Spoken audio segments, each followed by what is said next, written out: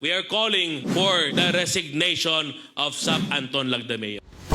I hope that he stops interfering in elections. Dahil sinabi ng Pangulo, magkakaroon ng honest and credible elections. I hope that Sap will stop harassing the mayors. Kasi hindi yan ang pag-uugali na isang bagong Pilipino.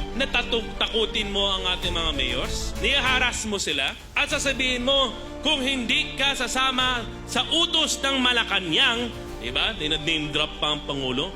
Kakasuhan ka namin, tatanggalan ka ng bodyguard, papalabanan ka namin, papakulong at paparade ka namin.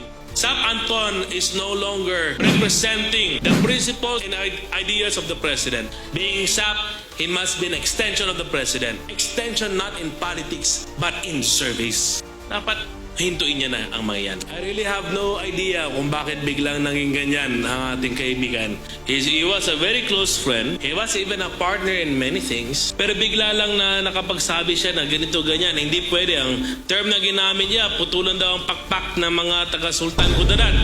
Sabi ko, anong kinalaman ng Sultan Kudarat sa kanyang personal interest? I really have no idea whatsoever. Pero ang naging evident, dahil sa kanyang pinanggagawa, ay sinisira niya ang mga pamilya doon sa Maguindanao. Tinatakot niya ang mga mayors. At hinaharas niya itong mga kapamilya. At sinasabi niya na kaya niyang patanggalin kung sino man ang gusto niyang tanggalin. Sabi namin sa kanya, what an oppressor he is. Unjust person. Hindi siya befitting na maging Sap dahil he does not represent the principles of the President. When Sap speaks, he thinks na as if sila lang ang sumusuporta sa Presidente. Hindi niya ba nakita ang pagmamahal ng Sultan Kudarat para sa ating minamahal mga Pangulo ay talagang matibay at napakalakas? It is as if na magsalita siya doon. Kagabi, sinasabi niya na ito ang partido ng Presidente. E paano yung mga tao nandoon sa kanila? E paano yung mismo nakatulong sa ating Pangulo? Itong partido ng Presidente, yung mga kasama niya doon, Leni Robredo at Isko Moreno man last election. At yung iba doon, tinakot lang. So I hope hindi niya makalimutan kung sino nga ba talaga ang nasa likod nila nung panahon na nangangailangan sila ng suporta. Hanggang ngayon, as I said earlier today, we are with